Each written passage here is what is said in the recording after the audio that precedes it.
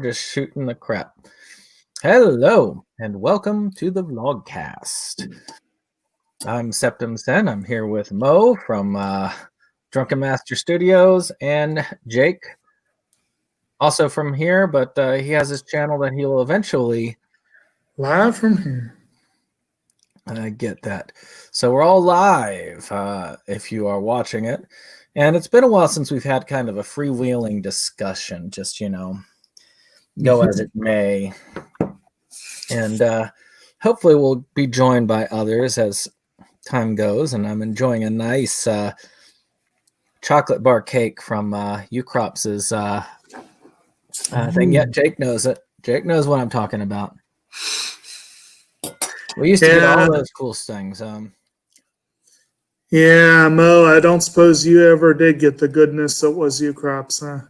No, probably not. Don't think we got those. Do you guys have a Kroger or Food Lion out there? No. Kroger, they might have some of those like down in California or something. Okay, because I was wondering, because both of them picked up Ucrops items as part of their thing, but I don't know if that's local to the East Coast or if it's throughout the chain, or who knows. Yeah, they did a lot of cool stuff. Back when I was still kind of living close to the courthouse, we would actually go. Before we would do our movie viewing, we'd walk over to the Ucrops. We would get some like slices of pizza, fried chicken, and those Long Johns. My God, those things. Oh yeah, they were ice crack. They were crack donuts with like the chocolate on top, and then they had a filling, like a buttercream filling. It was just amazing stuff. You're talking about the actual Long Johns. I'm thinking of the cream-filled ones. Oh, those are the ones, I'm thinking about with the. No, the cream-filled ones were the powdered sugar with the. Oh, they also had another one that was powdered sugar with the cream filling as well. Yes, they both had the cream filling. They just, But different kinds. You have buttercream and you have Boston cream. You'll see me sucking on my thumb because I ended up cutting myself on the sharp blade of a blender as I was reaching into the dishwasher. I think in there, man. Might give you some chocolate towers. I don't know. Well, you see, Mo, we had to start talking about good food to get you back for showing us that burger. I mean, that just that was good. Yeah, I wish I could get my hands on one of those. One thing Japan looks crazy weird with their fast food type stuff. Right. I still remember when they did when Burger King was doing those advertisements for Squid Ink burgers. And I was just thinking that was really interesting. Not that I shop at Burger King much, but I've tried some Squid Ink stuff. It's pretty good. Yeah. I'm getting those Impossible Whoppers a bunch again. I hear that my father liked them. Yeah, they're good. I tried one again because, I wasn't sure if I just liked it at the time because of the novelty of it back when they came out. And I got one a couple of weeks back just, to see if it held up, and it did. They're pretty good. So what was impossible about them? It's made out of Soylent Green or some shit. I don't know, man. It's some type of faux meat burger patty. You know what I mean? Oh, I believe that with Burger King. What's weird is that they're not even vegetarian friendly because they're cooked on the same stove as their burgers. Yeah, well, if they're made Soylent Green style, they're probably not vegetarian friendly. Yeah, that's true. But I've heard they're tasty. Yeah, there's something about it, man. I mean, it doesn't taste. It tastes like meat, I guess. I don't know. It's a weird. It's hard to describe, but there's something about it, man. And they put like just the right amount of condiments on them too. I feel like, but regular Whoppers are sort of like that. Yeah. So I admit there are very few. As Brandon Wells knows, I'm not a mushroom person, but there are certain types of veggie burgers that are mushroom based that are actually quite good. Boca makes a really good veggie burger, and I want to say that they were involved. There was a coffee shop in Roanoke that had black bean burgers And I can't recall if they used mushroom in that, but they used like a black bean corn base, I think. I don't know. We didn't actually make them there, but was that Mill Mountain? they were very tasty. Was that Mill Mountain? Yeah. Yeah. The store memories for that. What? Those are bittersweet memories. Long story. Long story there. Of our misbegotten youth. Yes. But actually, Mo, have you seen Splatter Farm? Yeah, love it. Yep, that's the first one of those Polonia Brothers movies I ever saw. It's still one of only 3 that I've managed to see because they're not the easiest to get a hold of. That's probably the easiest one to get a hold of. I was just watching Feeders the other day, actually. I started it on Christmas and then, got sidetracked with some bullshit. But I eventually did get around to, watching 2/3 of it, and it's pretty cool. It's got that John McBride guy that did, Wood Chipper Massacre and Cannibal Campout, I think, was his other movie that I really enjoyed. Splatter Farm's messed up, man. I don't know. What do you think of it? It sounds like it would be. I actually did a review on it, and because Kyle is in the sequel, Return to Splatter Farm, and I'm not as bad as Dave is when it comes to getting having to have every movie before it. But I really hate reviewing a sequel when I haven't seen the original. Right. And so I said, yeah, it'd be good. And I'll admit, the edition I had Monster Movie on it. And it had some very nice commentary tracks. I did not realize that that John Polonia was dead. I know Mark Polonia I didn't either. Because Mark Polonia is still living and doing, but that was his last movie, apparently, Monster Movie, which was kind of cool. So I got to watch that Monster Movie back to back. Watched all the commentaries, all the behind the scenes, because that's what I do before I do a review. And it was a pretty cool thing. That's going up on Friday. Oh, yeah, looking forward to it. So yeah, that was kind of fun to do. I watched it as I was moving all of my collection because I had a new shelf, and that and all the pickups I had to just do tons of moving. I was up for 2 days, 4 hours one day, 8 hours the next day, moving movies back and forth. Wow. I thought I spent a lot of time on Christmas Eve moving shit around. So, yeah. What have y'all been up to watching and doing? I got a pretty good spread of movies watched with Jess at her house. We almost finished the Lord of the Rings trilogy. We revisited Legend, which, man, does that movie still hold up. Nice.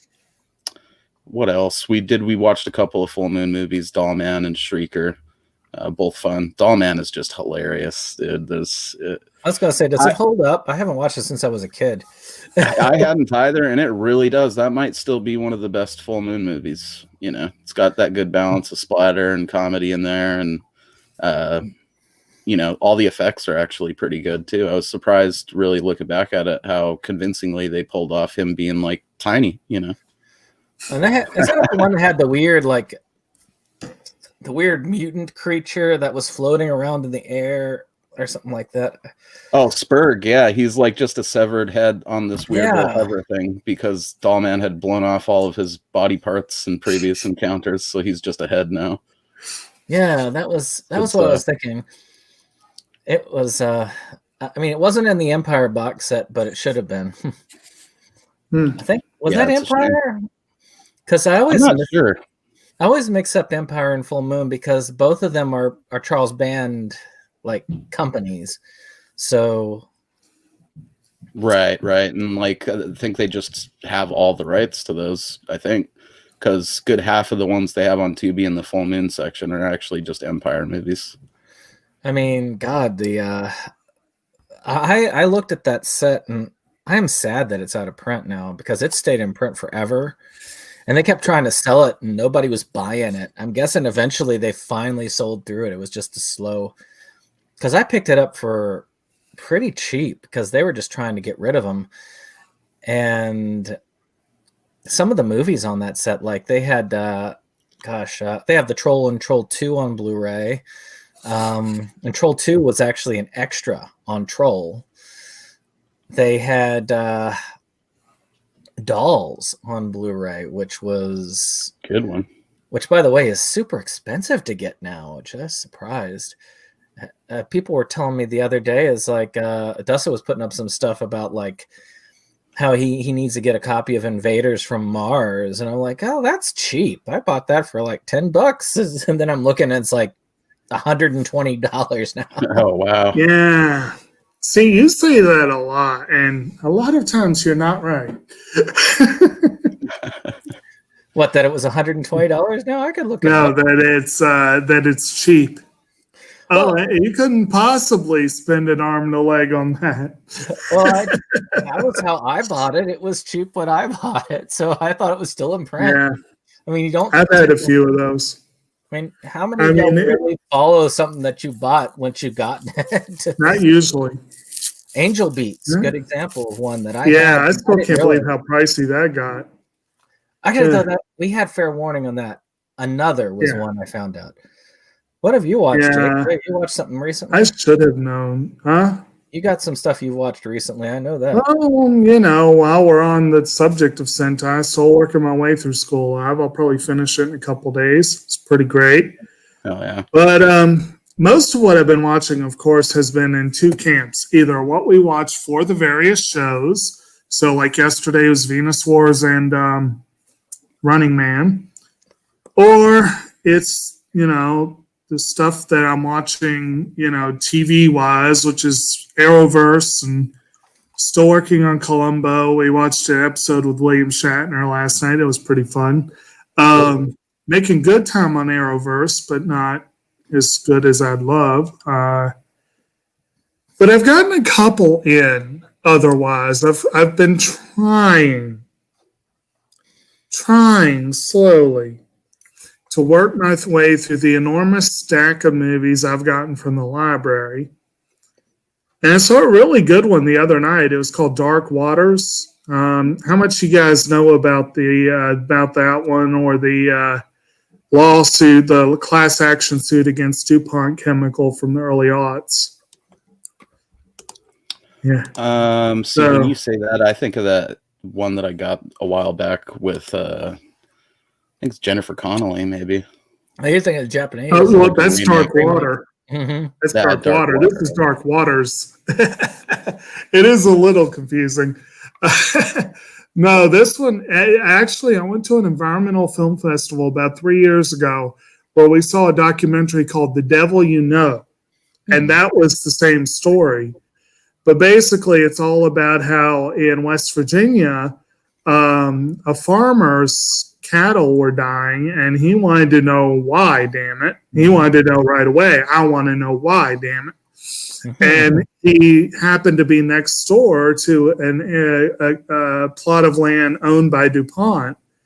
And he went to an environmental lawyer who actually was a defense lawyer for the corporations. But he somehow got him on his side, and it turned into this huge case. And DuPont, basically, you see either one of these movies, it makes you almost scared to do anything because that you've got chemicals, nasty chemicals everywhere. But the movie has Mark Ruffalo, Bill Pullman, Tim Robbins, Bill Camp, and Anne Hathaway, Victor Garber. Pretty good cast, pretty solid cast. And they did a good job of telling the story almost exactly as it was told in the documentary, but in the way of like a slick legal thriller. So it actually played really well as a movie. So I was impressed. It was pretty good times. Sounds like it's almost like Aaron Brockovich with less boobs. That's what I was thinking about. Like a little bit. There was some similarities there. There's definitely some similarities there. Gasland, I also think about when I'm thinking that. Yeah, definitely some a lot of that stuff will be pretty concerning to. Yeah, And a weird one I saw, and this was a weird one. It was a weird one. A movie called The Last Black Man in San Francisco. Yeah, and it was a pretty fun movie. The filmmaker apparently is a huge fan of Terry Swigoff. And there's actually a cameo in the film from the main character from Ghost World, played by Thora Birch. And I'm like, that is an awesome and totally unexpected tie-in. But it's basically about this dude whose grandfather built a huge Victorian home in the heart of San Francisco. But, black dude that nobody in that neighborhood wants to see in that neighborhood. And it's a weird little artsy film. Very artsy. Very, very artsy. But it was good. Another one that I revisited was Starman. Very good one. That's great. I don't think that's one of my father's favorite films from that time period. Did you show me I think it might be becoming like in my top 3 Carpenter movies. I haven't seen it in ages, so no, I didn't show you that one because I would have known. I still have the unopened copy of the Shout Factory release of that. That I picked up for very cheap at Walmart, and I just because I picked it up with some other stuff to cheap because I don't go to Walmart often,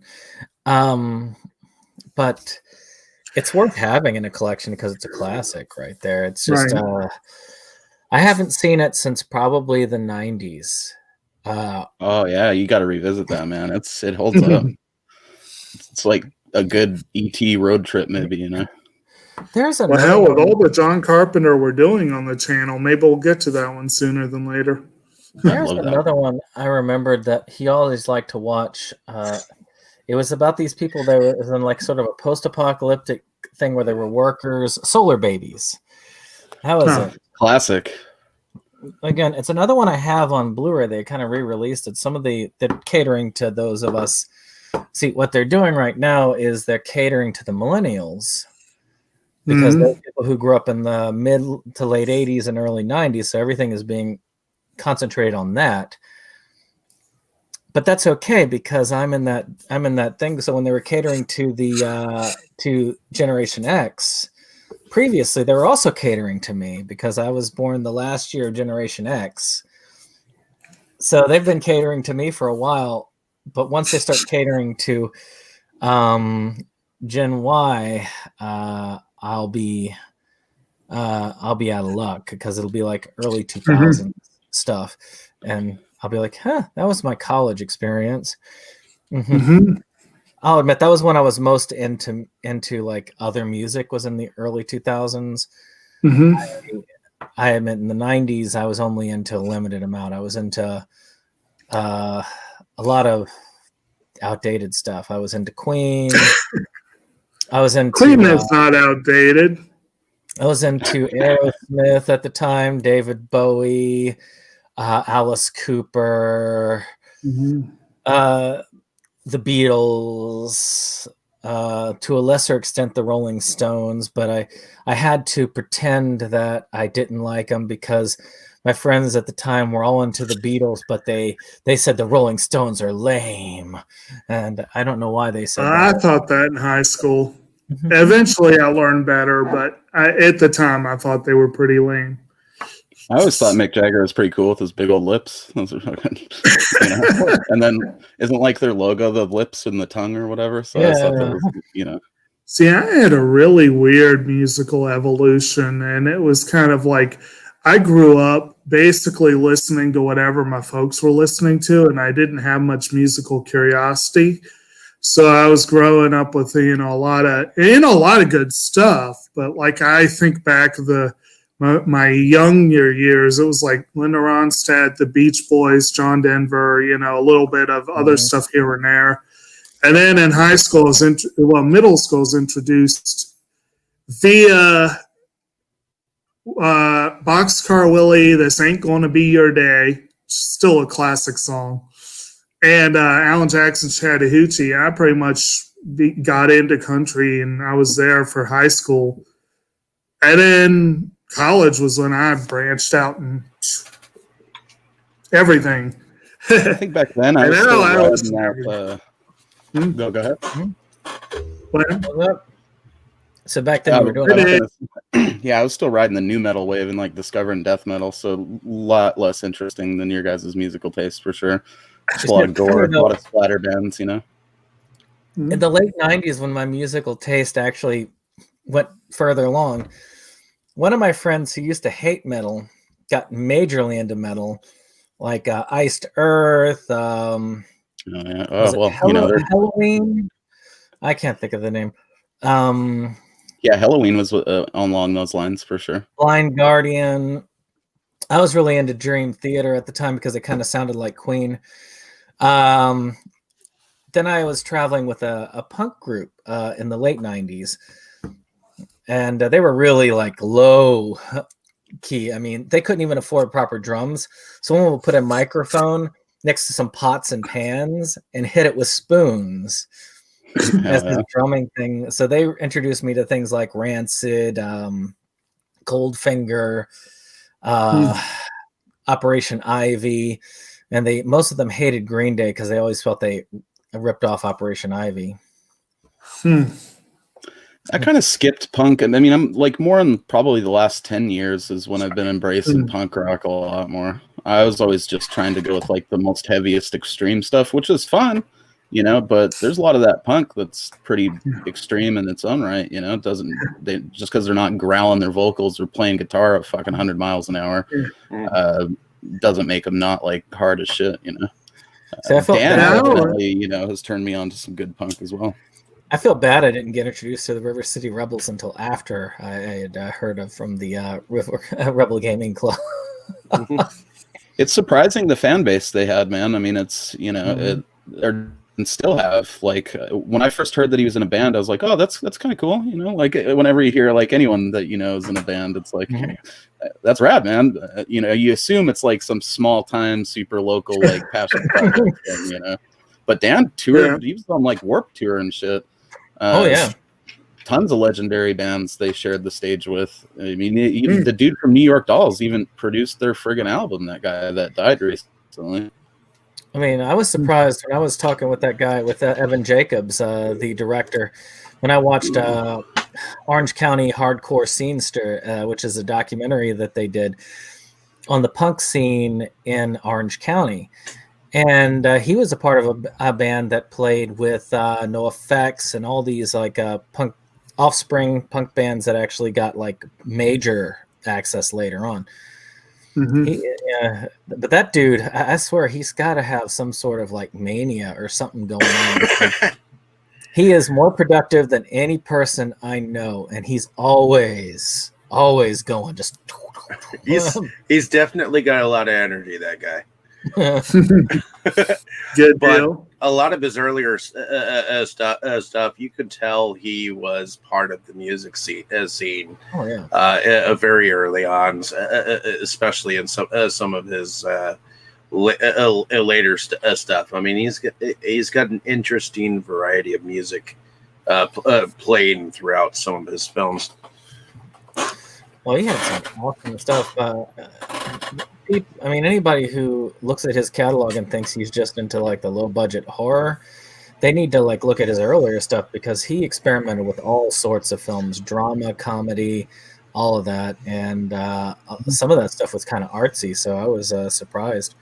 He's like all over the place. Funny you should mention Evan Jacobs, because one of his filmmakers that he loved was Woody Allen. Well, I just had an interview earlier with a guy who said his favorite filmmaker was Woody Allen as well. So obviously Woody Allen has influenced several indie filmmakers. Oh, yeah.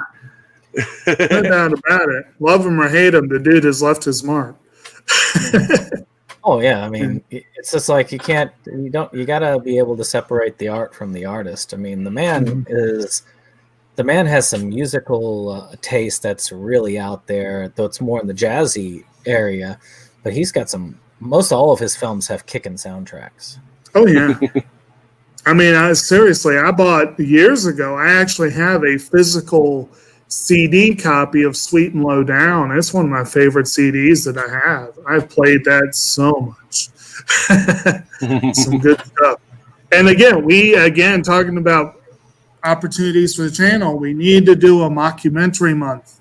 That is a big, that's potentially going to be one of my March suggestions, but we'll see how it is. We'll see. We'll get through February 1st.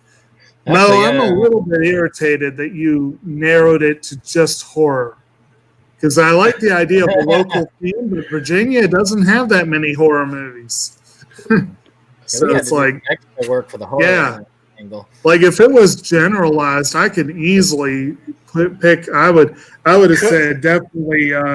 Could it be Virginia and West Virginia? I mean, there are a lot of horror films in West Virginia. Well, then I'd still be stuck looking at horror films. Then we could do Wrong Turn and Jake's favorite series. Screw that. I guarantee you, if Wrong Turn comes out, I'm sitting that night out. Oh, come on. Either that or I'd show up just to trash talk it. Hey, You've been with us through the Friday the 13th, so... The Wrong Turn series is on an entirely other level. Yeah. Yeah. Now, I've only seen the first one. Now, I will admit, maybe 3 or 4 times down the road, once we've done the wrong second choices 4 or 5 or 6 times, maybe Wrong Turn could be an option. But there are so many better movies I want to give a second chance to. Right. You might enjoy the remake they're doing of it. I guess they're doing like a cult angle instead of Cannibal Hillbillies or whatever. So, given the direction they typically go with horror remakes, I'd be very, very, very, very, very concerned until I hear otherwise. They could have gone. They gotta go bloodier. They gotta go more graphic, more gruesome. That's like every horror remake does this, and it's like, why? That's not better. Because there's nothing better than blood, boobs, and the way their dicks are hanging. You know. I agree with one of those. What's up? Like I said, Black Christmas went the other way, though. I will say that it was less gory. Now the remake Black Xmas went the way you're talking. Yeah, exactly. But the other one, they went the other way. It was less gory. It was more about combating toxic masculinity. They had a metaphorical axe to grind. Well, yeah, metaphor. Well, they made toxic masculinity into a physical like character.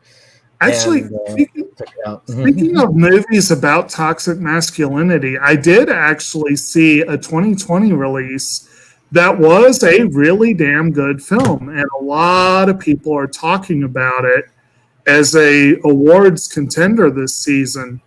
And that was the film Never, Rarely, Sometimes, Always. Have you heard on that one? But that's one basically about these 2 teenage girls Yeah, it's these 2 teenage girls who travel from Pennsylvania to New York because one of them's pregnant and they're in Pennsylvania. And the film really does do a brilliant job in every aspect except one. And that is that it really makes most men to be douchebags. That's pretty much it. Everything I have else. a hard time wrapping my head around the idea of toxic masculinity as like a physical villain and a slash. Was he just run around mansplaining to him or something?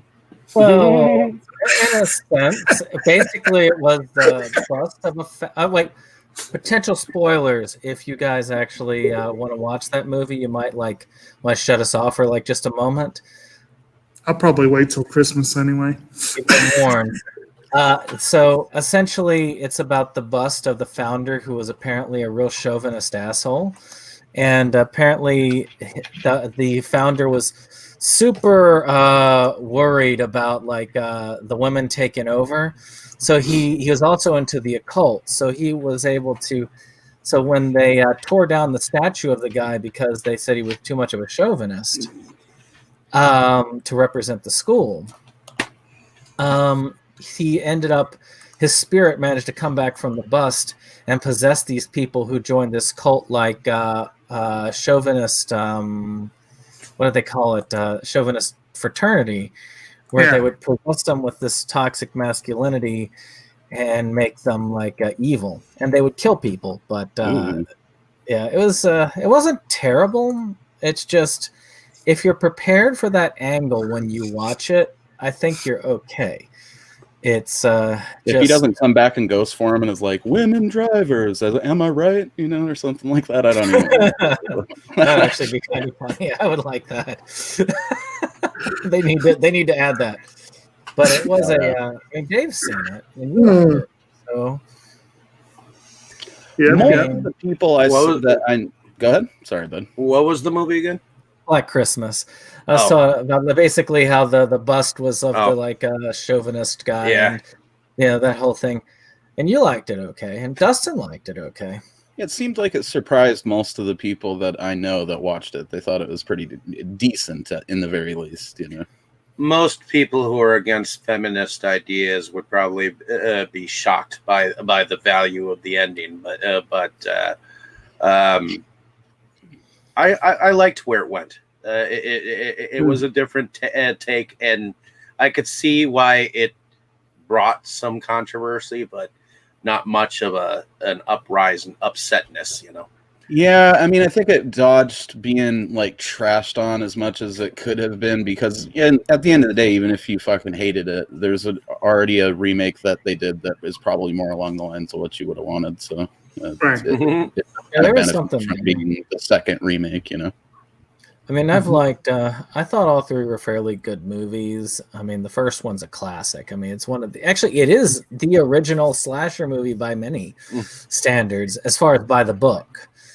And I mean, there are others, but that one's got to be like one of the earliest slashers, the original Black Christmas. For sure. Like that, Psycho and Peeping Tom, I think, are kind of like the origins of, almost in sequence there too. Psycho and Peeping Tom, and then to Black Christmas, you get all the slashers that we've ever gotten, pretty much. What about A Bay of Blood? I think that's kind of one that you tend to lump in there with those as well, as like early proto slasher type stuff. So I mean, it's without, if you didn't have movies like that, you wouldn't have movies like Halloween. I'm curious, when we were talking, Brandon and I were doing our new releases. Our new releases for the week. One came up that we talked about a little bit. Was it Fade to Black? I think it was. Oh yeah, that one you guys know. That looks cool. Yeah, I like Fade to Black. I mean, I like the angle where the killer was just like reenacting like different characters from horror films. That was just so cool. It's a good Metallica song too. I like that part in the riff where he goes dig-a-ding, dig-a-ding, dig-a-ding, dig-a-ding, dig-a-ding. I know you. I think I have Fade to Black on a double feature from Anchor Bay, because they used to put it. What's up, Skin? Yeah, Vinegar Syndrome's re-releasing it, and it looks nice. I know Dustin was like really psyched about getting a hold of it. I'm sure he's seen it before, but I really wanted it. But I had other things. I had my eyes set on, like that like Santa Claus movie where the kids like having to deal with the psychotic Santa Claus, and like a French deranged Home Alone. What was it? Code Santa Claus or whatever it was. The Deadly Games, Code Santa. Yeah. And just Christmas Evil. I need to see those two fully. I've only and that so one that one was thought to have been lost, and I think a couple years ago I could have gotten go see a screening of it, like at a festival, but I couldn't at the time. So I'm guessing, Brandon, you're going to be putting that up next Christmas season. Oh, heck yeah. That one and Christmas Evil, I would love to put up because I want excuses to watch it. I don't feel like watching it now. It's not in the season, but it's they're on my list to watch for next year. I'll need an excuse to watch my copy of Santa with Muscles. Now, do you have the out of print Christmas Evil Vinegar Syndrome copy? I have a standard release of it, but that's all right. Even Vinegar Syndrome's standard release still comes with all the same special features. It's just not as cool. It's not like that Beastmaster one I got. That's just all like. Actually, I'll have to show you. Did y'all see that Artwork. release for that Beastmaster set? I know you of all people, Mo, would appreciate it. I'd have been more interested if all 4 of the Beastmasters were included. Well, we don't talk about them after part 2, dude. Yeah, I know. I think that Leave that be. if this one shows that's good, and keep in mind the rights have been out of the main author's hands for years. So now that he's got them back again, we may very well see a resurgence in those films coming out. I mean, oh yeah, I mean, I would buy them. You guys know I can't turn down trash movies, but that's the first one is the goddamn classic, and the second one actually is a pretty good contender for a fantasy sequel. You know, like best ones. And they had the TV series, if you remember that. Well, and then of course they also had the Deathstalker series, which kind of followed suit in that same genre and all that jazz. So, Sword and Sorcery, man. Dude, Mark Singer, like I almost can never say his name without calling him Mark Singer, the Beastmaster. I was just talking about that with somebody. It's like almost like a wrestling thing. I thought of it so much as a kid that way. That even when I see him pop up in other things, it's like, oh shit, it's Mark Singer, the Beastmaster. Look at that. It's like it's part of his name, you know? I know. One of my favorite adaptations of this Taming of the Shrew has Mark Singer in it, and he does a live stage performance of he's awesome. Vinegar Syndrome puts out a heck of a collection. And I did see that in the movie group. And that was like just look at that. That is just beautiful. That's a thick fucker. Yeah. I mean, everything opens up, and you actually have to use a little. I'm sure she does. But look at the artwork inside. That is like beautiful. Looks like it'd be painted on the side of a van. You know. Exactly. And I mean, you have like a big old thick book, like you always have, but you also have, and this. I also love that their slip covers are freaking quality. They're thick too, the slip covers. Yeah, I mean the Tammy and the T-Rex one that they did was pretty much just like the thick ass slip cover with a lenticular slip cover, and the film. But it was awesome. I was so glad to get that one with that. It was just. I'm gonna have to get a copy of that. Oh, actually, it's you know what? Just like my Vinegar Syndrome. You were just talking about that. Don't panic. The standard's being released next week. And, that's what I got right there. Oh, boy. Oh, Love those old oversized MGM covers, man. Hell yeah. It's got, little coffin case there. I remember those. That's what we would now call a hard box or a media box or whatever. Yeah, I got the Cabaret one over there, too. I pulled that out after you mentioned it, so I'm going to revisit that eventually. They have to. Maybe that's what they're thinking about with this. Maybe that's what they were doing. Think about it like old school. It's definitely some beastie artwork there. Well, that's like that part where those bat dudes like suck that guy's juices out and just turn him into a pile of bones. I always used to confuse that one and the Conan the Destroyer creatures because they were similar. What ones? And that was but I also love the Conan movies. They were just freaking amazing. I remember you were telling me that was one of the things that you and was it your uncle would bond over? Yeah, Conan. I'd always be hanging out because he had all the paperbacks of the different Conan stories too. So definitely the Frank Frazetta art. And just whoever else was doing, I think it was mostly Frazetta, but that Conan had a huge influence on just my taste in artwork and stuff too, and fantasy in general, because it kind of became a measuring stick, I guess, what you hold other stuff up to. Yeah, we ought to do a Barbarian month. Yeah, definitely. Get some Conan, get some Beastmaster, maybe some Deathstalker in there. Red Sonja. The Red Sonja is usually panned, but I still. I'd also enjoy it. love. I like I also love to do a sword and sandal month.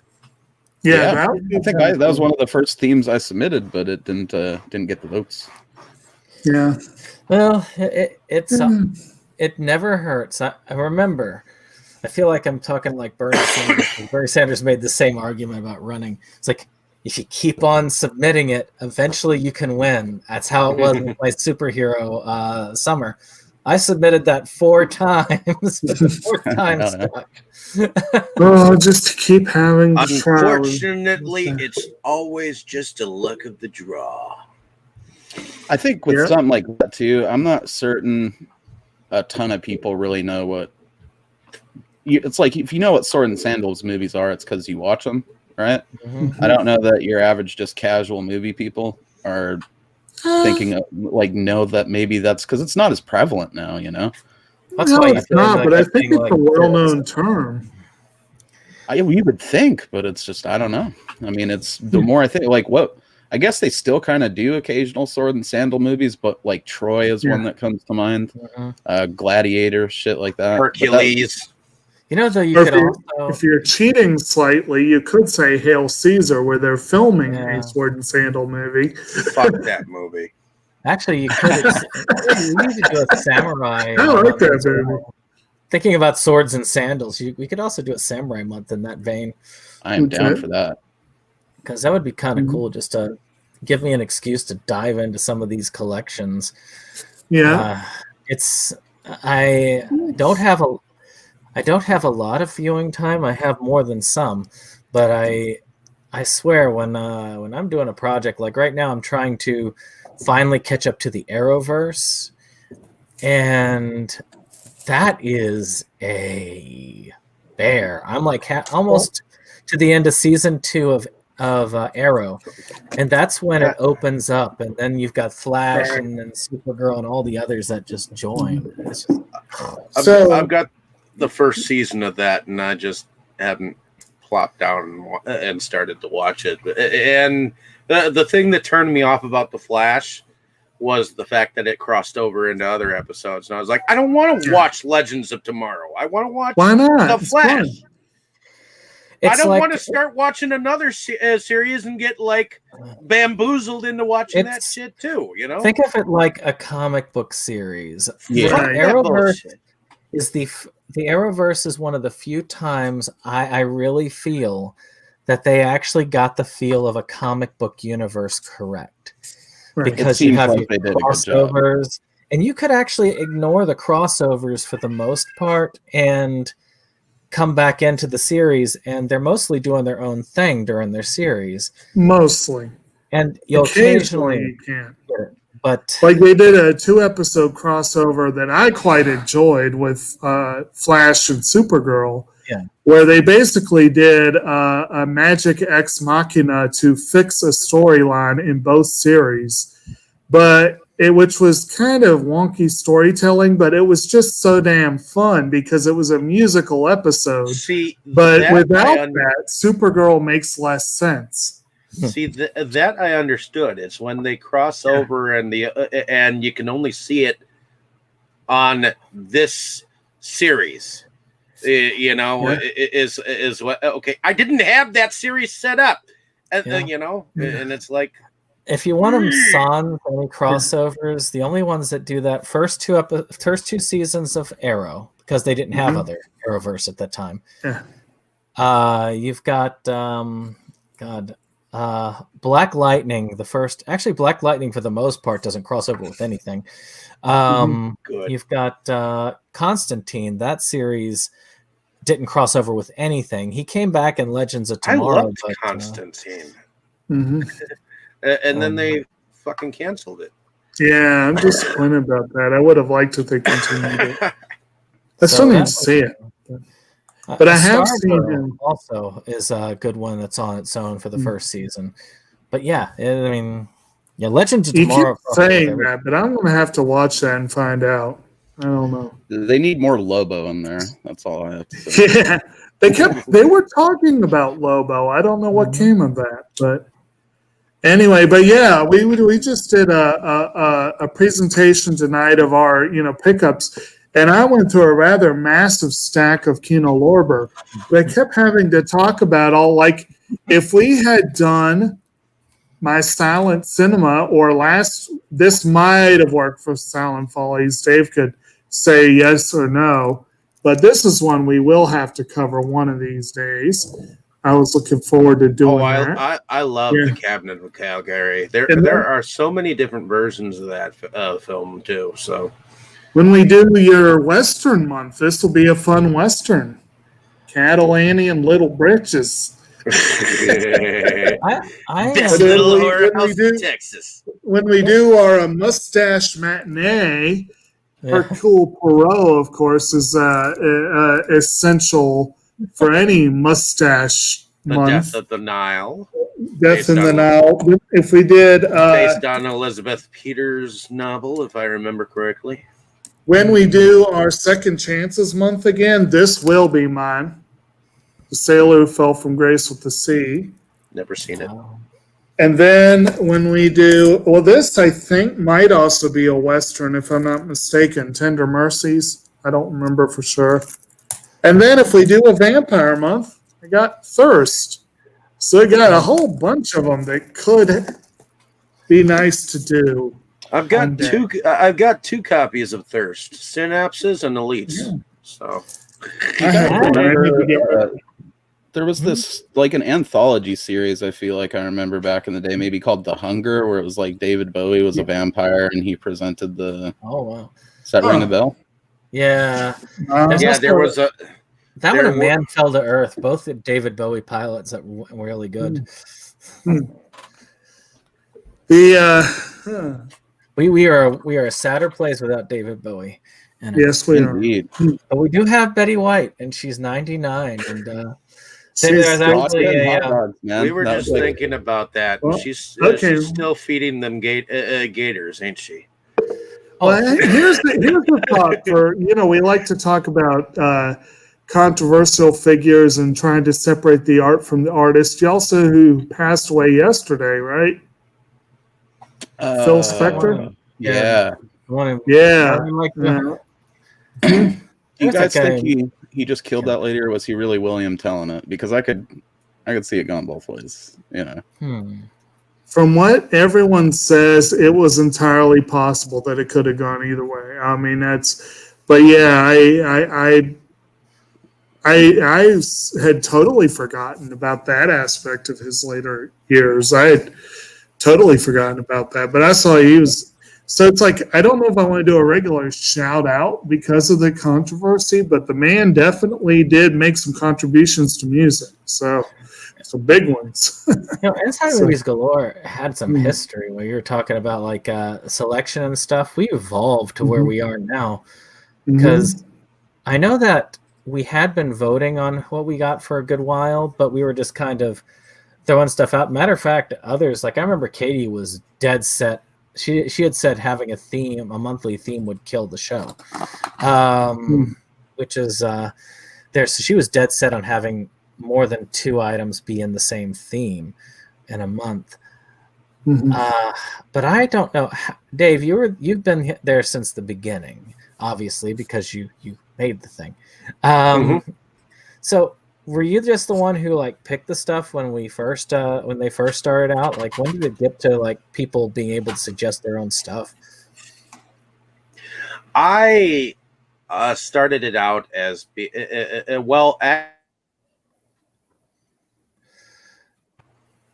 first 2 choices were actually Celeste's choices at the time because they were House of a Thousand Corpses and what was it? The Devil's Rejects. Those were the 2 that we started out with. Even though I kind of, I first started out with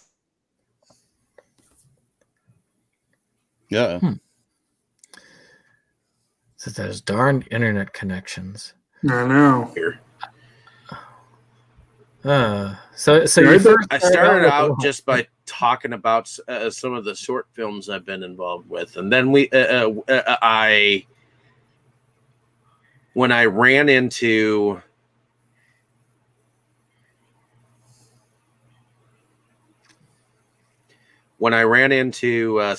Celeste, I wanted to promote the Dead Gargoyles on their Dark Coffin Classics TV show, and it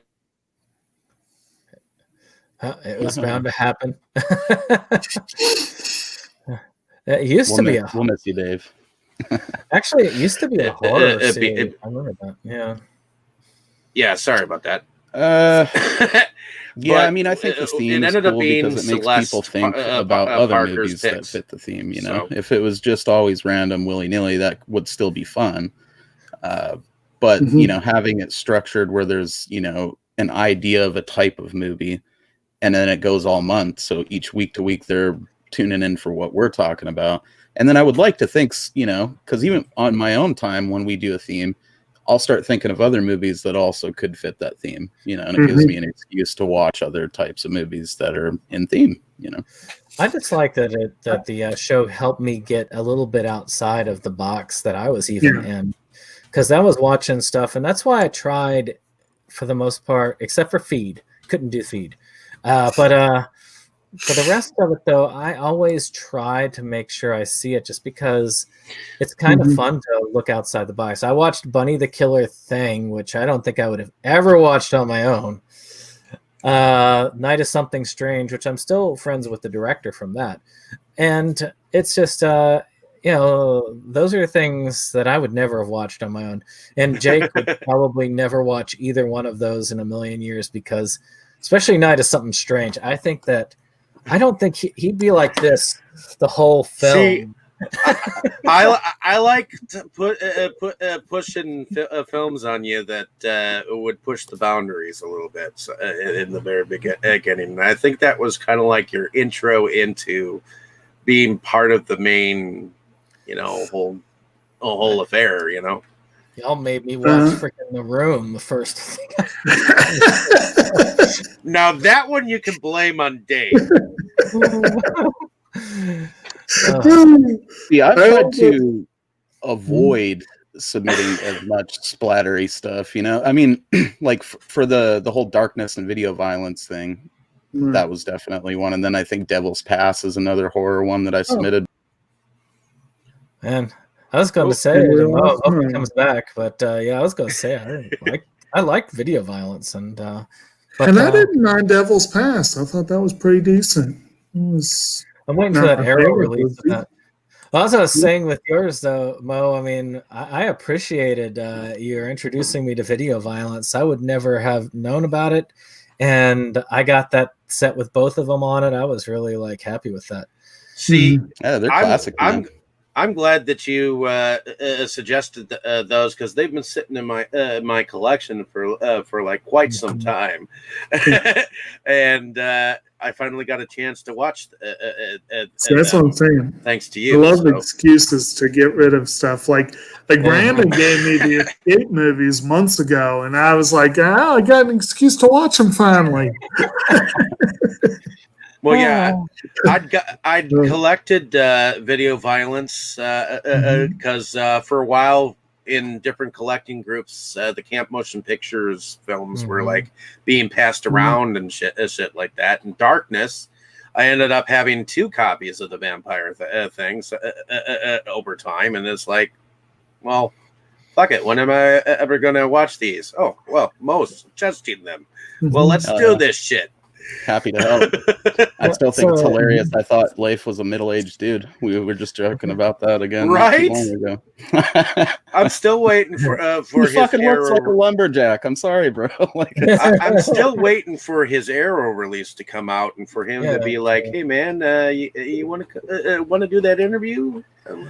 They should have our. They should make that They should make our episode on the on that movie a special feature on the Arrow release. Right, that would be dope. That'd be cool. I mean, the thing is, though, oddly enough, it's never beyond the possibility, because if you're dealing with certain indie peoples, they will sometimes, if they like something that people have said, or if they thought it was a pretty cool discussion, they will include it on their stuff. So I've seen it happen before. Cool.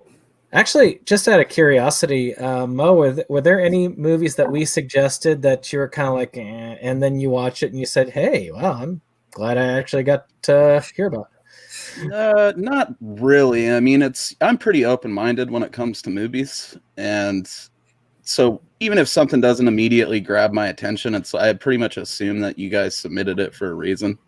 So I've always kind of went into it like optimistic that it's going to be good on some level, because you guys all have pretty good taste in movies.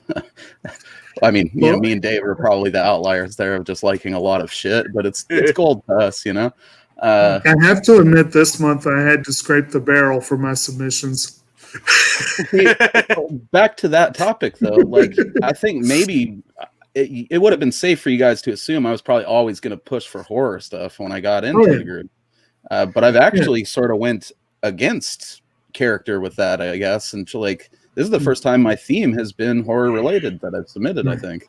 Well, I mean, just like in this instance, like I said, Virginia is becoming a pretty good hub for filmmaking, but it's still not anywhere near one of the top players in the nation. So I could easily think of 4 or 5 I would love to talk about.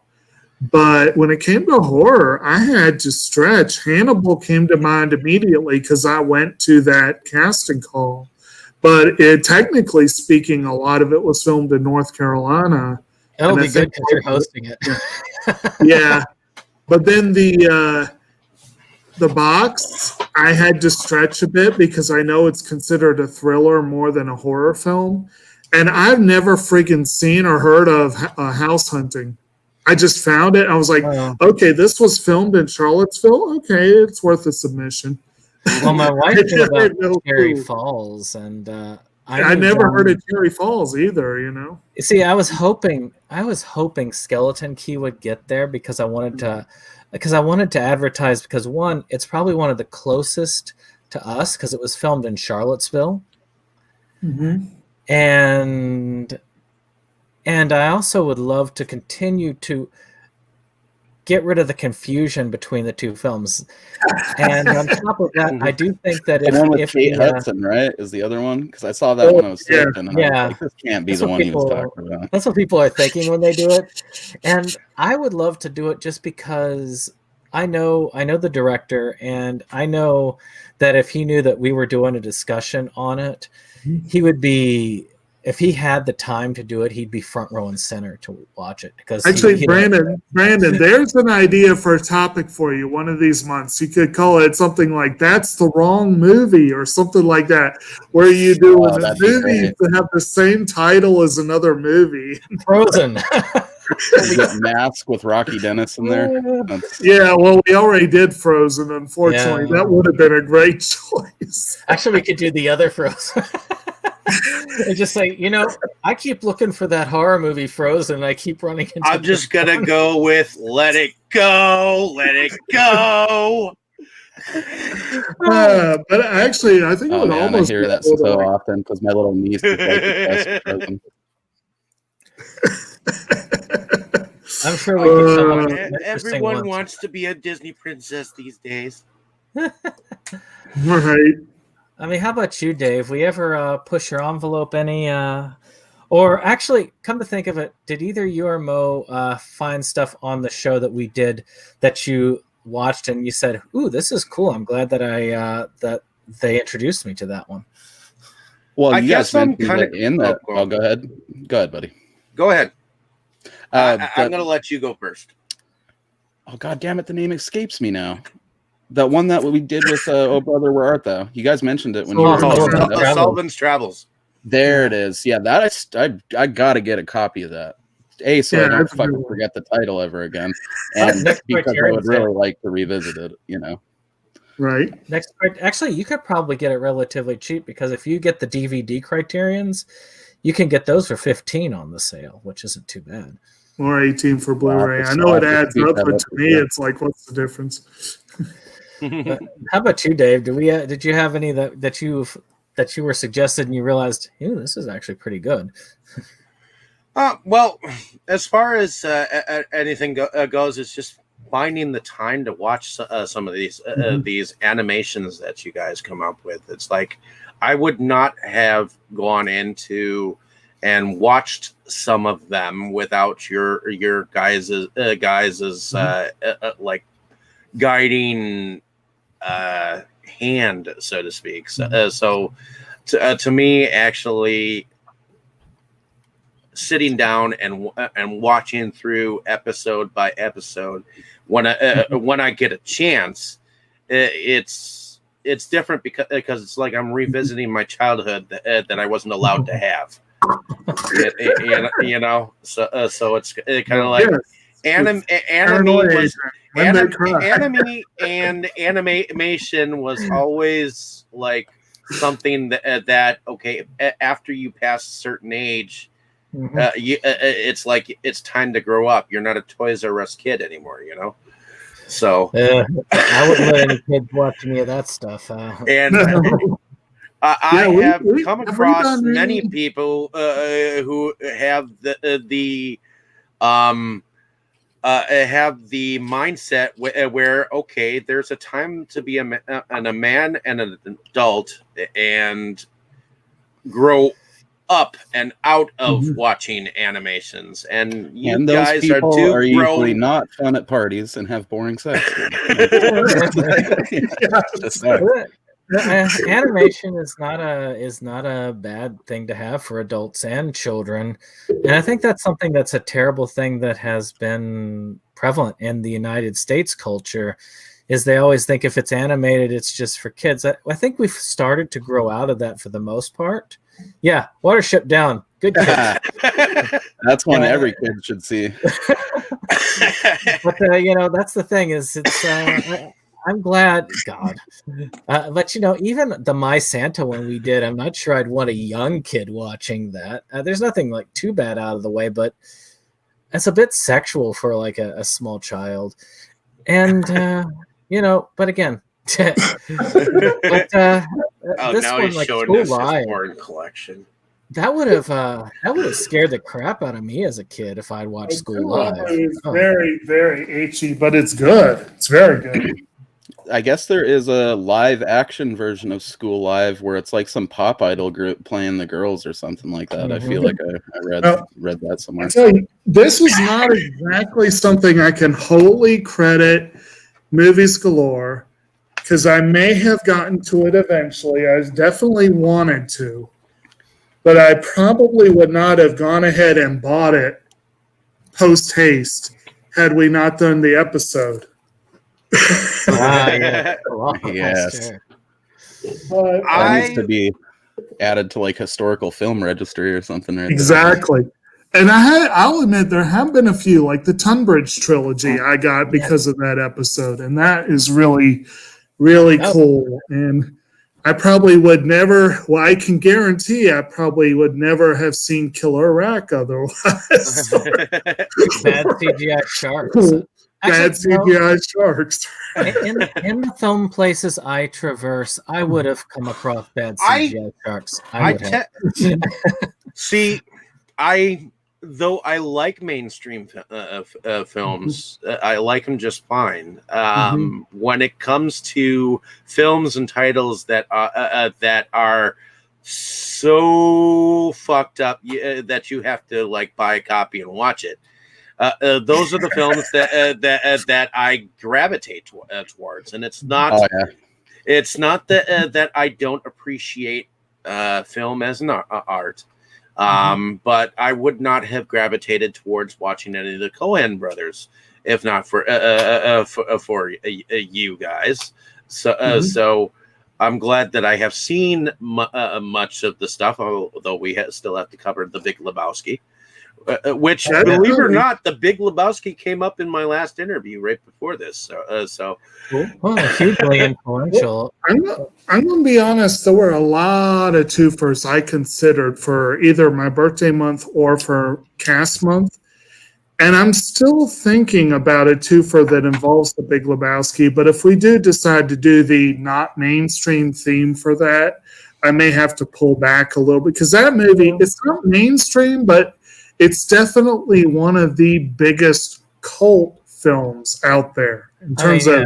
See, I know Dustin is all about doing like newer films, which to me, any film we haven't done is a new film to me. So, at least to us, though it's been covered before, it's not been covered by our diverse. I like having a mix. I do think that Friday the 13th idea that I had for the channel was not a great thing, but in a way it was kind of cool to see because I forced Jake to watch the entire Friday the 13th movie series. Yes, you did. I don't know that would have happened otherwise, or not anytime soon. I mean, it was a fun project, but way over ambitious. Yeah, I mean, since you gave them to me, I would have theoretically gotten to them eventually. But you gave me all of Friday 13th, and I haven't watched those yet. So there you go. It's one day. But Dave, by the way, tell me you did eventually finish Cowboy Bebop. Not yet. I just haven't had the time. But that is one of my New Year's resolutions to actually sit down and watch this. But I also need to watch School Live yet. So you'll like that one, Dave. Actually, I think did you upload or whatever? I put it in a folder for the group, but I'll tell you what, I'm gonna private message it to you because because it can get buried eventually. Okay. I doubt that anybody else is going to watch it, unfortunately, which is a shame because it is. I do agree with Mo's take on it. It is a really good series, and I had planned on watching it, but I'll admit, High School of the Dead really kind of made me go, anime can't really do zombie films because I liked that one. They go way too much on the sexual. It was okay for School Live did it for one episode. One episode they did a swimsuit. They did a swimsuit episode, and it was at that time after watching all this dark stuff for 8 episodes. Then my wife walks in as I'm watching that 9th episode, and that's the one that that represents the series for her. So it's like, but those last episodes, you needed that upper because those last 3 are such a roller coaster. Otherwise, I teared up at the end. One we will definitely have to hit this year. Yes, that's another one that I know. That'll give me an excuse to watch my copy. I love that one. Dave, Opportunity. You're the one who's up next for February. You could suggest that one. You could, yes. That would make for a good discussion, I'm sure. I'm looking for here it is. Because my suggestion. All 3? No, that one. The middle one. Kurozuka? Yep. Okay. So it's a 13 episode thing. It's a 13 episode thing. It's fairly simple to watch. And I thought it was pretty good. So that's the Kurozuka. That's what it's called. Okay, good times. If I can find a copy of what one you have. It's only in this set, from what I understand, and it's not on Blu-ray. What is it? What is the set called? It's called Anime 3 Series Collection. Just so I can check it out and see if it's actually at a decent price. If I can find it. They got creative on that title there. I know. I still can't find it, but I'll have to take a look at it and eventually. Anime that Dane would make time for School Live because I think Anime that's one Collection, really and it was put out by Mill Creek. So I was in Mill Creek. Okay, but when I do a direct Kurozuka on eBay, I do see a couple of listings. Ah, there it is. It is on Mill Creek's actual site. Oh, is it? What are they charging? $24.98. For 3 whole series, that's not terrible, you know. no.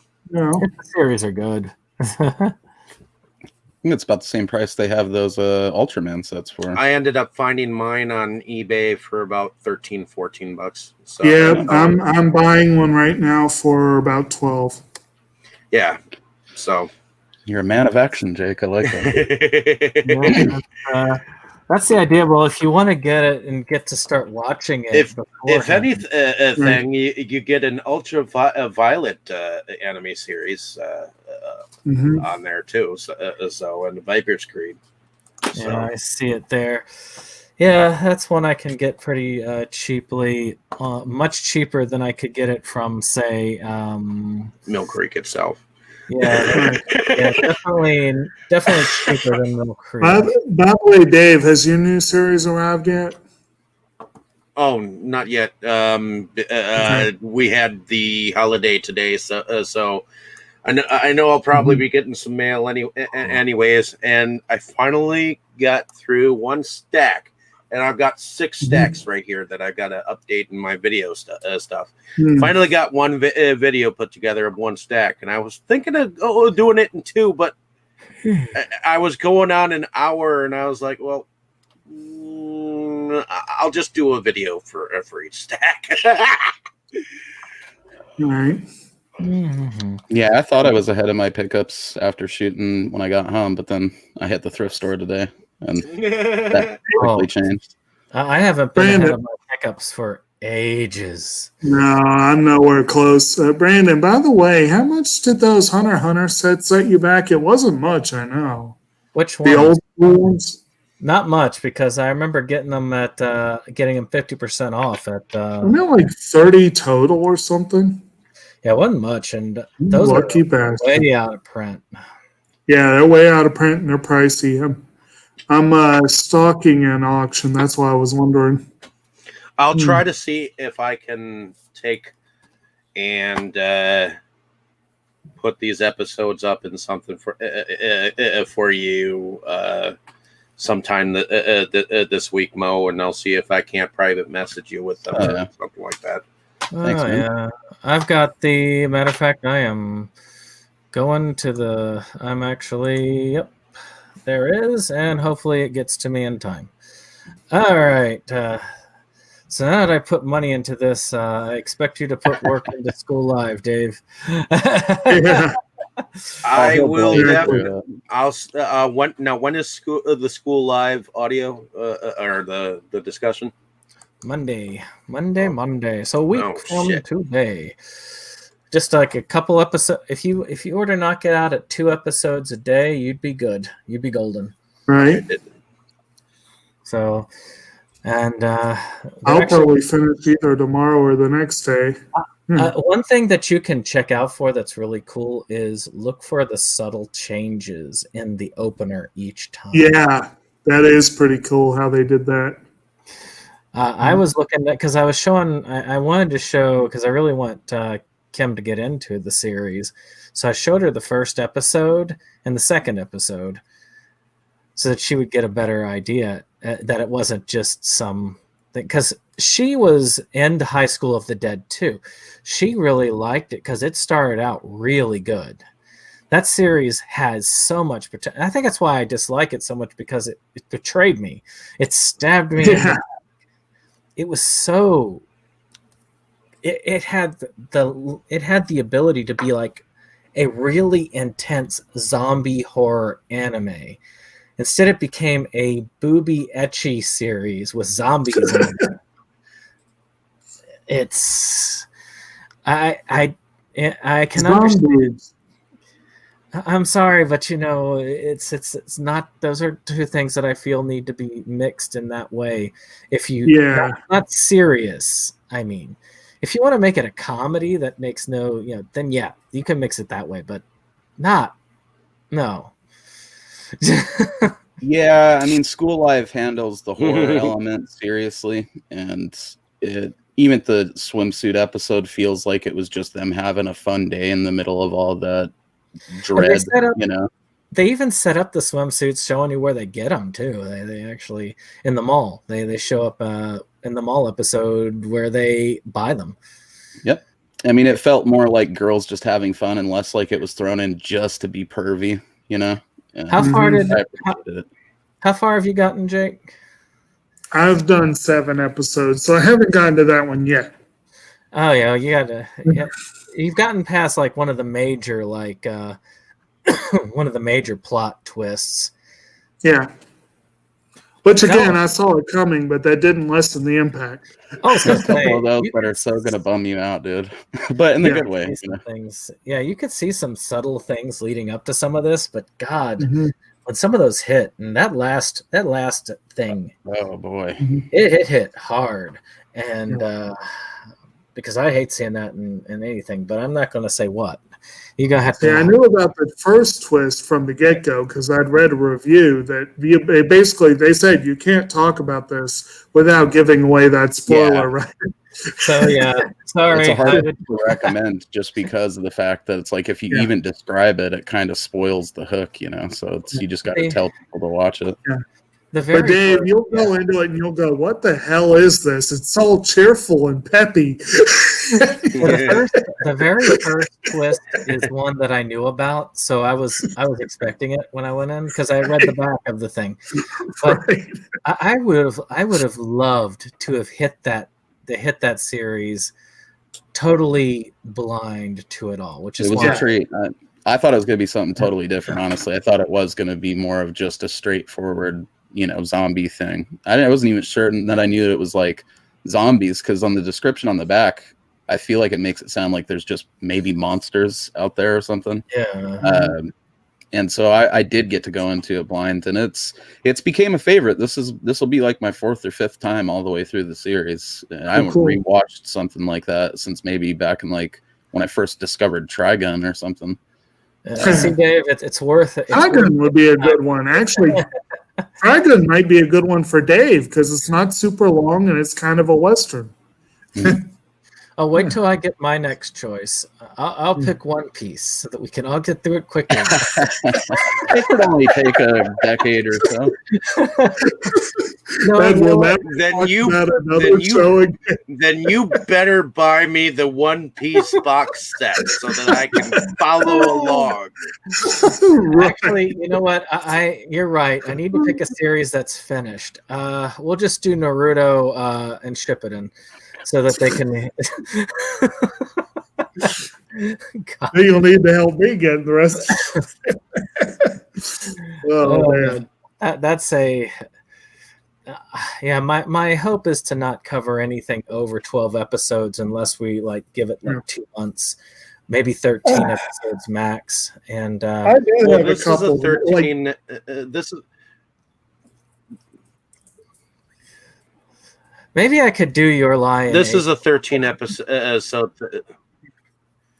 this is there is a show. This is a 13 episode thing. So yeah, I ordered it off of eBay, so now I have got an excuse to watch it. So I do have. This is a 24 episode series, but it's friggin' awesome, and I will be trying to hit it sometime this year.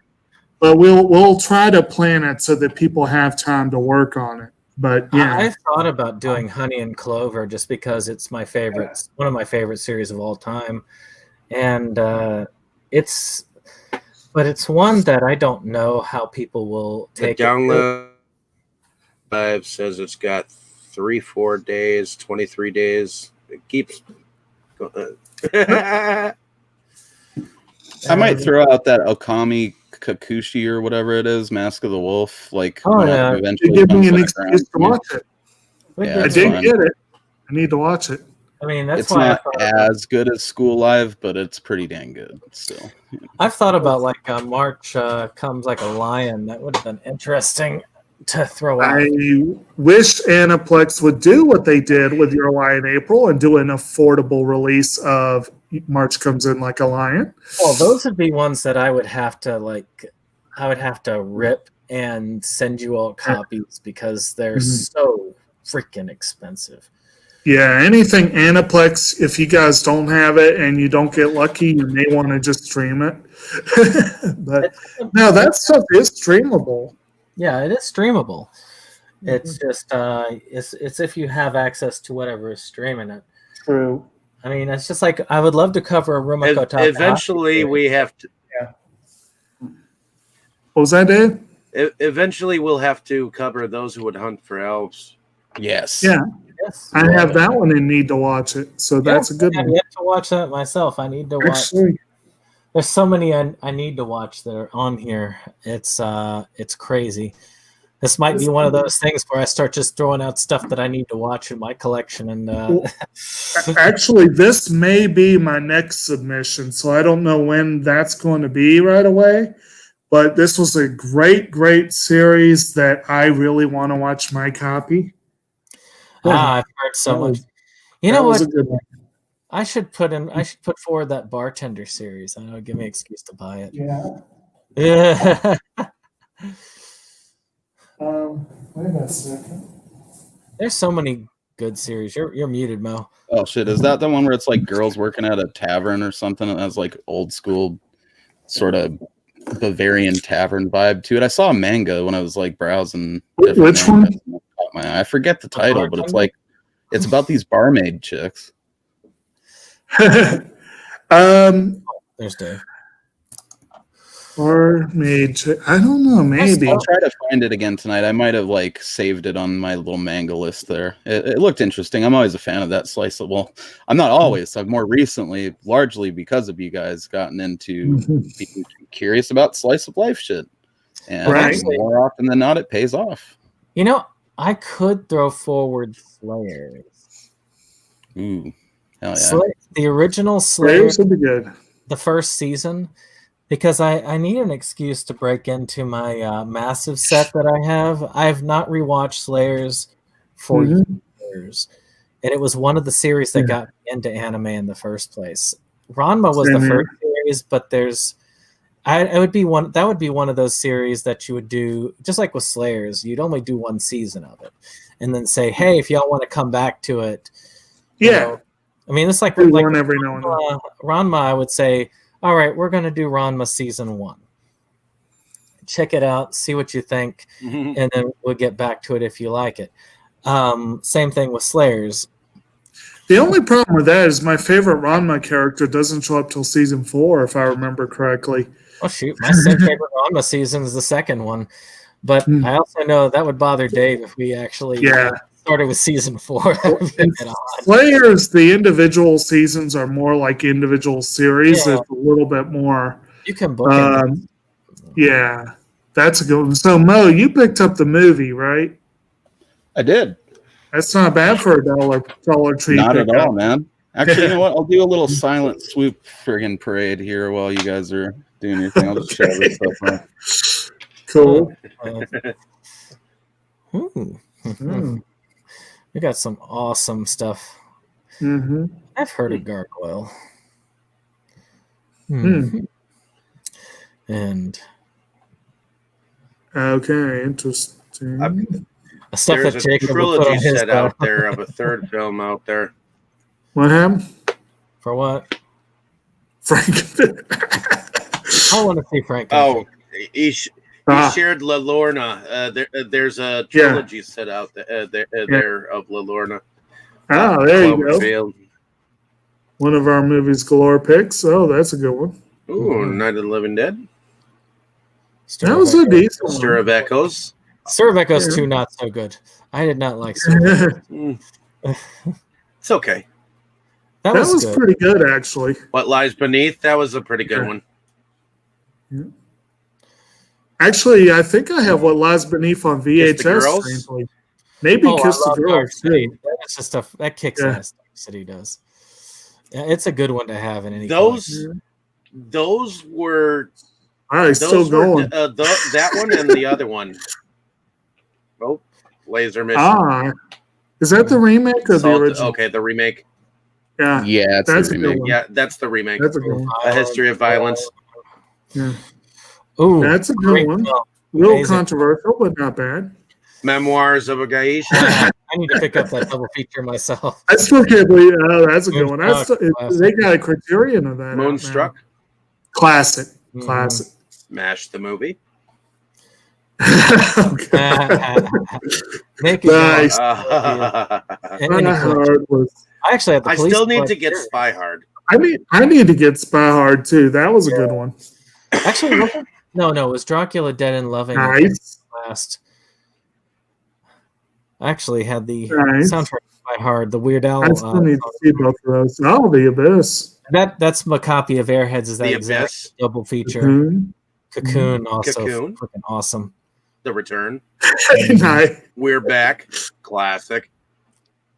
Flight of the Navigator. Awesome film. Nice. Compliance.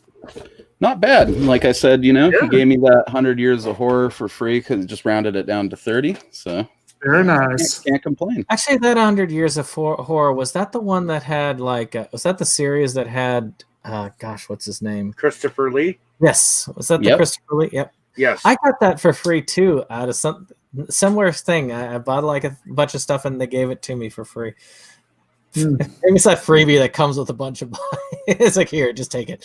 They always seem real appreciative because I just clear out a good portion of their shelf there each time that I've come in. Right. I think anime the ability to move more stuff out there. We really do need to get some Rumiko Takahashi in. It's just it's hard to get Rumiko Takahashi covered in just small bites. Yeah. I mean, you could do some of the stuff, like the Rumiko, the TV series, the Rumiko Takahashi anthology was pretty good, but that was pretty cool. My favorite series of hers, there's no way that you could just do one season of Maison Ikoku. You really need to watch the whole thing, and I couldn't have any of y'all having to sit there and be invested for 91 episodes. Is it 91? I think it's 96. 96, yeah. Either way, it's in the 90s. Like, that's a lot of episodes to have to be invested in. It's worth it, but because it's also one of the few series she's ever done that has a definitive ender. But God, is it an amazing series? It just kicks ass. Now, of course, if they ever get around to releasing some of the side projects stateside, there was, for example, a live-action miniseries that was, 2 parts? That does a decent job of condensing the story. Yeah. Not great, but decent. The movie, not so much. And the animated movie was a weird piece of work, but I still hope it gets released here one day. But it basically takes place between the final episode. It takes place between the beginning and end of the final episode, basically. And it's a whole different studio involved. So it looks different. Are you the one that told me that about the reason why her Rumic World stuff never bothered to get another release? That it was actually Rumiko Takahashi herself actually stepping in the way? It might be. Like, I don't know this definitively, but I know that she has power in the publishing world in Japan, and that she has a lot of say over what gets released, how, and when. So no, she's unhappy with those. She did not like. And she wasn't thrilled with them. No, she was not thrilled with them. So which is that sad. may be. They are good. Yeah. It's sad that they are gone. I mean, I tried to get Dave to watch Mermaid Scar. Did you watch it? No, he did. We did. We covered it. Yeah, we did. We did our little talk on. Isn't that one pretty messed up or whatever? Oh, it is. Because we actually have Mermaid Forest OVA with it too. Now there is a out of print series, The Mermaid Forest, that the final 2 episodes tell the story told in Mermaid Scar. I don't know if the episode called Mermaid Forest is told in the series or not, but I'm sure it is. But the general feeling is that version lacks the bite of the original, but it's still good. It's still good. He wraps that girl up in barbed wire, for goodness sake. Yeah, I know. That was just like, oh. But of those one-shots, Firestarter is excellent. Sorry, Fire Tripper. I'm getting them mixed up. Sorry. Fire Tripper is excellent. The Laughing Target is friggin' awesome. Yeah, that's your actual series. Yeah, that's the series Mermaids. It does make me very sad that the Fire Tripper, the Laughing Target, and Maris the Shoujo, Maris the Chojo, got I think it was a Central Park Media VHS release, and Mermaid Scar got a Viz VHS release, and none of them ever got a DVD release here. 1 Pound Gospel never got an American release, I think. If you look hard enough and you find them, you can get them. I wish I had those, even on VHS. It would be great to have them. It would be fun to have them. Yeah. I used to have Mermaid Scar on VHS, and I still have that copy I ripped to a DVD, which was good. I mean, that still lives on that way. I'm still pissed off that my Stooge Mania VHS tape went missing. I doubt anybody would have picked it up, but because it's a VHS. But hey, no. it's like it was awesome though. I mean, it's never been released on DVD, which is sad because I loved Stooge Mania. It was a great comedy. There's quite a few anime that I would like to cover eventually that are apparently only on VHS still. Like I think Ogre Slayer is one of them, and then the Final Fantasy anime day. I know there's like a different one now, but it was called Crystal something, Legend of the Crystal. Yeah, I know which one you're talking about. That was only VHS release, but I've seen it a couple of times. The one everybody usually points to series wise is Unlimited, which I do have that one. This one's a bit Sailor Moonish, though. I've thought about checking it out. One that I would like to submit eventually is Green Legend Ran. I don't know if you guys are familiar with that. Classic. Doesn't feel like it gets enough love. But I think it's like 4 episodes. It's like a 2.5 hour movie when you get it and just watch it on tape back in the day. I'm seeing a listing for Mermaid Forest on VHS on eBay. They're starting the auction at $70. We got to cover Ninja Scroll eventually for Jake. That's They'll have to, I'm sure. I still need to get the series. I just don't want to pay full price for the series. Right. And I've got like Ninja Resurrection, and I've got Ninja Scroll, but I don't have the series, the Ninja Scroll series. But yes, that'd be a fun one. Yeah, Jake would love that one. Which one? Wicked City. Actually, though, you are more tolerant towards the gore in the anime, I've noticed. Like, you're able to do... Matter of fact, we were just talking about how you wanted to get another copy of that series. What was that horror one that we were... Doom Megalopolis. That's got incest and all sorts of nasty... all types of heartwarming shit, Oh, yeah. For kids. Wicked City's more body horror, really. Though it's there in the gore department, it's moderate, but it's got some freaky. I'm not crazy about body horror myself. That's like I'm kind of dreading Tusk, but I also want to see it. So it's like it is officially the only Kevin Smith film I've not seen. So I'm kind of glad. It's one of the only ones. Really, I still haven't seen Yoga Hosers. Yeah. Tusk does a good job of going from being like intentionally self-aware and like cheesy to being genuinely disturbing by the end. It was one that I thought about for a few days afterwards. It takes a lot for a movie to be messed up enough that I'm going to sit there and ponder it for a few days afterwards. And Tusk was definitely that way by the end of it, Okay. Although you got that same actor who played in Jeepers Creepers, and by the end of it, you were disturbed by his shit at the end of the film too. So, I guess there's worse ways to go than being sewn into a flesh cathedral, though. I think I'd be pretty. I'd be fine with it, you know. That's in Jeepers Creepers. Don't worry, Jake. Good times. I don't know. There's a lot of anime feature films that deserve to be. I mean, just the Ghibli catalog alone, would make for a lot of good discussions. I really got to get on ordering the rest of those because Walmart, I have absolutely tapped out. There's just no more coming from them. Yeah, there are definitely, let's see, at this point with Ghibli, we've done Totoro, but that's the only one, right? Correct. Yeah, so we definitely need to hit a few more of those. I wouldn't mind hitting a few more Lupins. Right. I think that would be fun. Oh, Lupin, you got the whole connection there with Miyazaki too, because he did that Castle of Cagliostro or whatever. Right, and we did talk about that, which was one of the films that we covered. Oh yeah, I would love to do another anime month, but I was surprised that it got voted in the first time.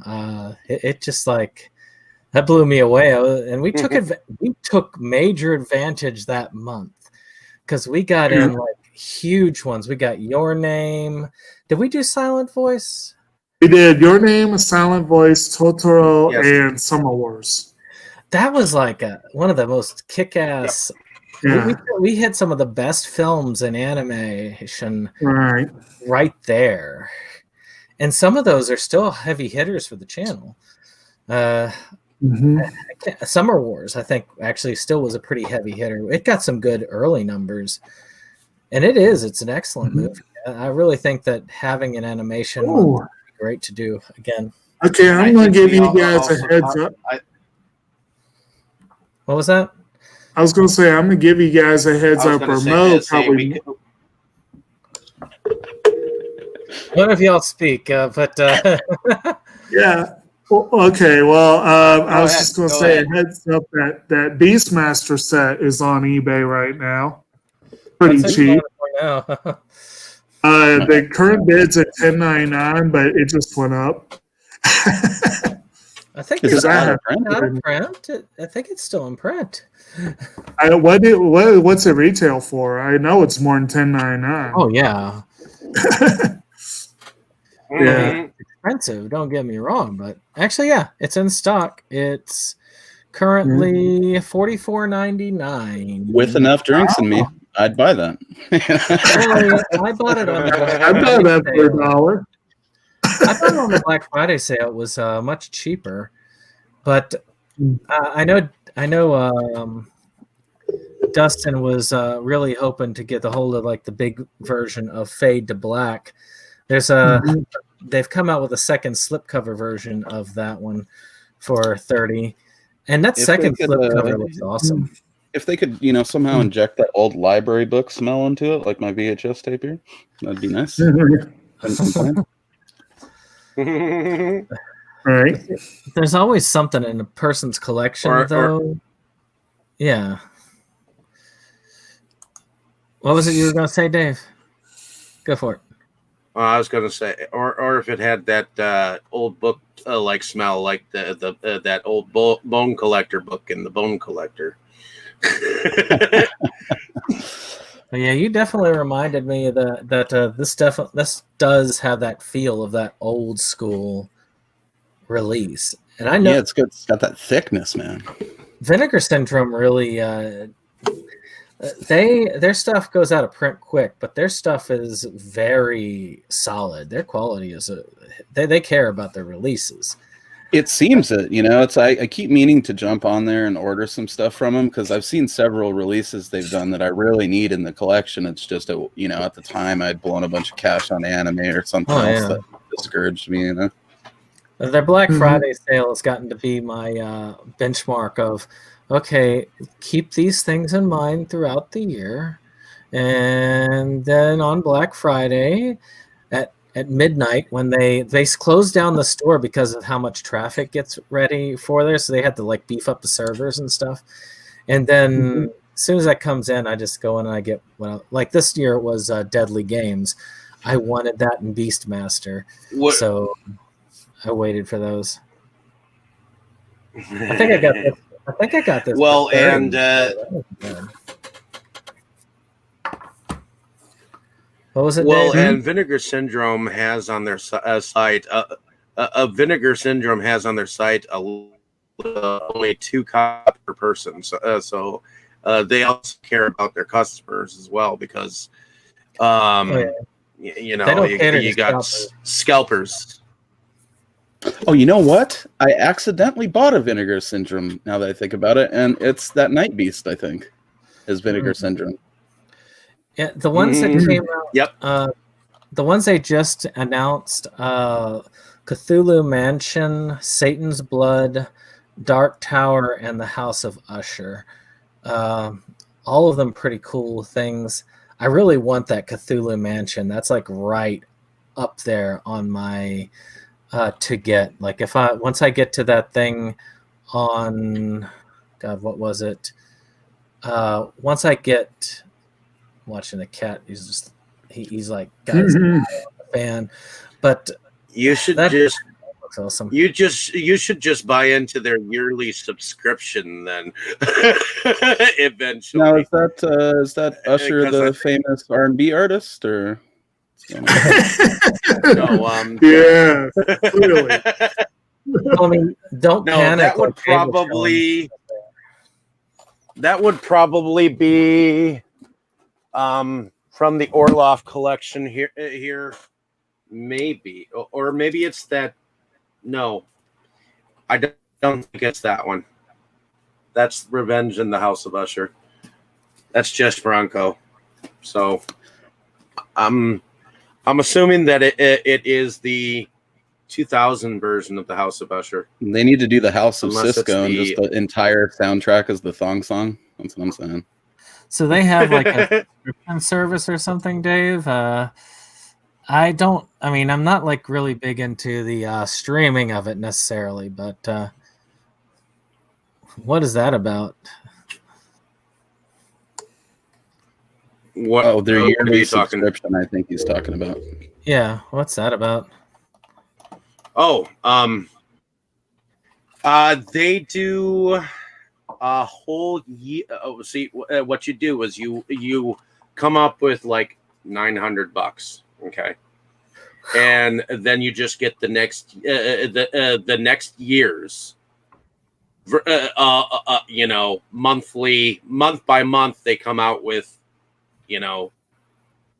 whatever it is they come out with, and you just pay one lump sum and then you just get them automatically. So if you wanted to look into that there is a yearly, a year thing that you can buy into where it's just one lump sum and you just pay it, and then you're set for the rest of the year. You know what I'm saying? Shit, for $900, they better come to my house, feed me popcorn, and pour beer directly in the mouth. It's.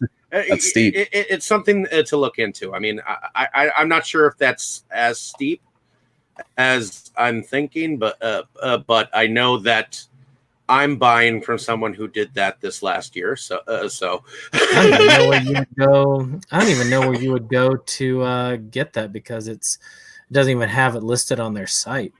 But yeah, that'd be interesting because they are some pretty like, now if Arrow did that stuff, I would definitely do that in a minute. Like, get all their premium releases as they're coming out. That would be nice. That would be cool. Because then you don't. The more I think about it, it does balance out, I'm sure, with the amount of stuff Vinegar Syndrome seems to put out. I mean, the thing is, though, I only have like a handful that I like at a time. So I'm probably more benefiting from just getting like the handful at Black Friday. Like last year it was Tammy and the T-Rex. That was like a must because the film had never been put out whole before. other than like seeing it off of TV. So getting that campy as hell film. Oh, that's an idea. Campy month. It'd be funny if you worked there to just swap the disc out for Theodore Rex on everyone's copies. Like that's how I'd quit if I worked there. Just everyone gets fucking Theodore Rex. That's it. I would get some Denver the Last Dinosaur. Hell yeah. Throw that in there. Pre-hysteria. But I have a whole bunch of stuff of those things I want to get on sale eventually. I mean, though I'd love to see a camp movie month, basically campy stuff like Tammy and the T-Rex or Velocipaster, which we already covered. Mm-hmm. Hell yeah. Mac and Me is definitely my submission for that if we ever do it. Oh yeah, that would be. I need an excuse because that's a guilty pleasure film. I love it. It'd be hilarious to do a whole month where we just cover Mac and Me over and over again for the pre-show and just do it like 8 times. Well, yeah, we probably should wrap up, but yeah. in any case, because I know Jake works tomorrow. Yep. We're going to be opening to the public tomorrow. Yay! That was bad timing. Yes. But best wishes. It worked so well for Henrico Library. So, hey. Oh, thanks for saying that. Lovely. But, hey, if you get lucky, you get a chance at the vaccine, it'll give you an excuse. And surely you'll handle it better than I did this weekend.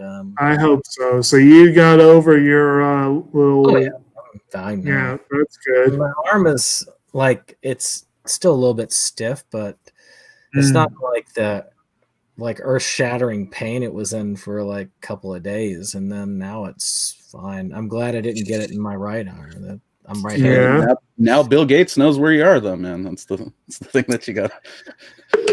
Oh yeah, well, he cares. It's all right. I get to do it again on the 11th of February. So but that's the idea, though. You get in there, but if you're, I do think that if you're in a place that you're going to get exposed on the regular, you should have a shot at getting that, just because an extra bit of protection would be useful. Yeah, like say, Jake, having to work with the public. Anybody having to work with the public should be getting front and center, front and center option on that. Whether you want it or not, that's up to you. But I think that anybody who's working with the public should. Giving Dave, you work with the public, you should be getting an option for it if you wanted it. That's the thing. I think people should be. Anybody working with the public should be getting an option for that stuff. Yeah, agreed, man. I mean, it's I'll probably get it. Why not? I put worse shit in my body. Well, I mean, I had much worse. I have terrible reactions from the flu shot. I am required by the hospital to take it every year, but I am dead out of it for 3 days. I'm throwing up. I have got fevers. I am just sick.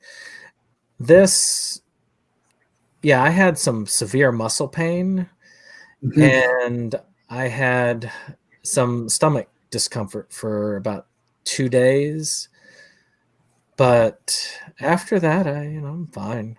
I mean, again, I spent, just to give you an example, on Saturday, I spent a good portion of Saturday just rearranging my collection. And yeah, I'd have to run to the bathroom every so often, but I was able to do it fairly well. It was only at night that my muscles were killing me. So, it's not so bad. I feel like I've heard that second round is not even, it ain't shit after you've done the first bit of it or whatever.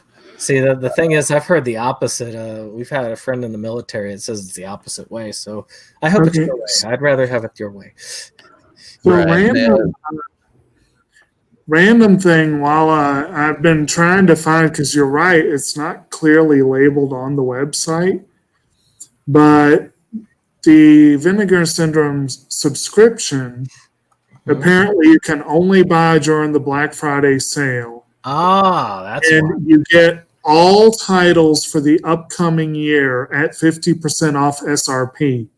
So it's not a set amount. It's Mm. Well, oh, you mean like they charge you the 50% off of what they're coming up with, and I guess so. Yeah, well, it might be worth it. I mean, so it looks like it's going to be roughly $780. For 48 releases, and you can do a horror only, which is 10 fewer titles.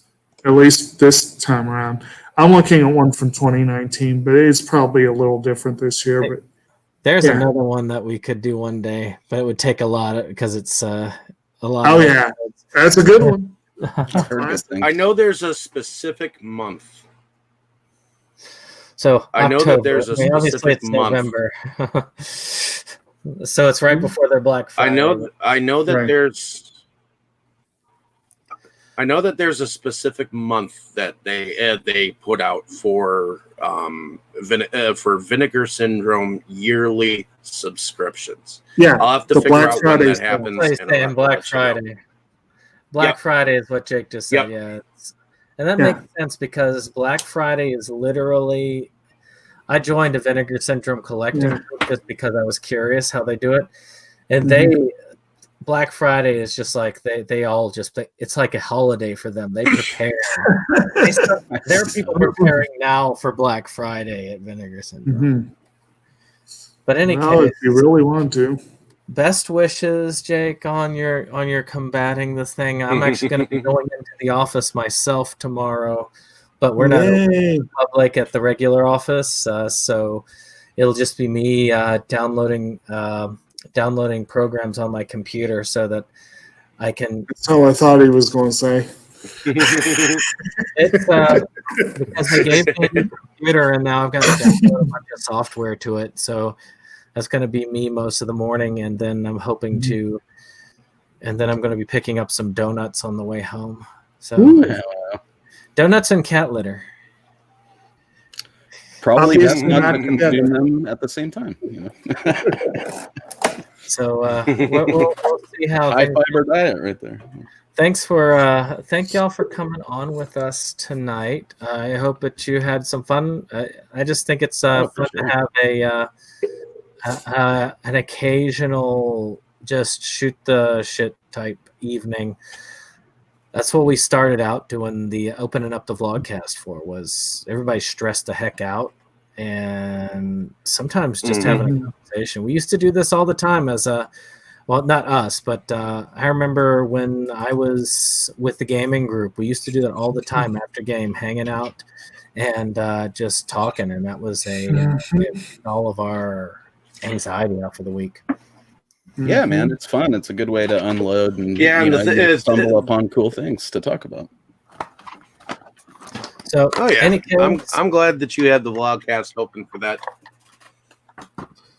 And next week we're going to cover School Live. Hopefully, Dave, you'll be able to see it. And let me know if that link works. It should have all the episodes on it because that's the link to the folder. Downloading them. And I think you'll have fun with them. Especially, they're all DVDs, so they shouldn't be. Well, individually, they won't take a long time. It's just 12 at the same time might take a while.